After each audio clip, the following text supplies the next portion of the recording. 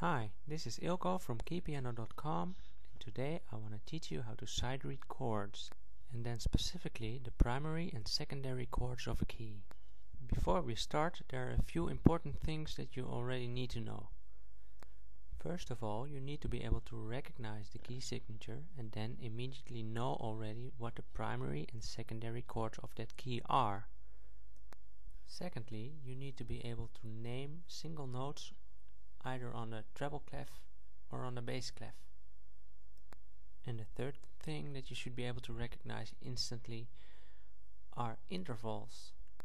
For this particular lesson, it's only important for you to be able to recognize thirds and fourths.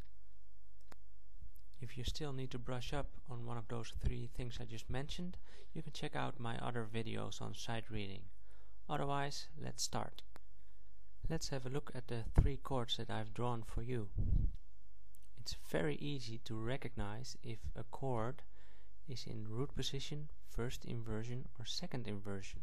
For that we have to look at the intervals of the chord. If you see a third on a third, then you know that the chord is in root position and that the bottom note is the root note.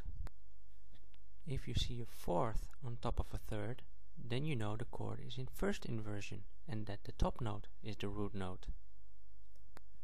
And finally, if you see a third on top of a fourth, then you know that the chord is in second inversion and that the middle note is the root note.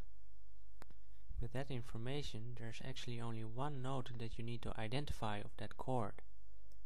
To clarify that, let's have a look at the first chord that I've drawn. You've probably identified already that the key is E flat major, and I've just told you that you can identify the bottom note as the root note. So in this case that's A flat. I assume that you know your keys here and that you know that A flat is one of the primary chords of A flat. So what you're looking at here is an A flat major chord. Now let's identify the second chord. You can see that the key is G flat major and that you can identify this chord by the top note. The top note in this case is G flat, and you know that G flat is one of the primary chords of G flat, so you're looking at the G flat major chord. Now to identify the last chord, the key is G major. You know you can identify this chord by the middle note. In this case it's a G. G is one of the primary chords of G, so it's a G major chord. Easy, isn't it? Okay, let's put this knowledge into practice a bit. Let's have a look at this piece of sheet music.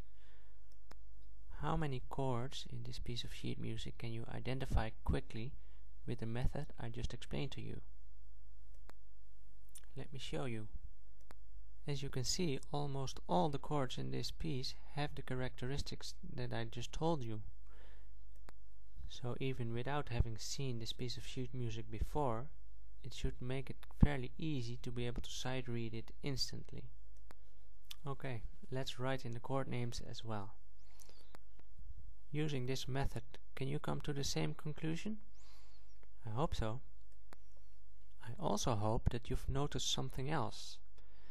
This piece is written in the key of C. Do you know that the primary chords of C are C, F and G, and the secondary chords are D minor, E minor and A minor? Now look at those chords again. The only chords that you see are either primary or secondary.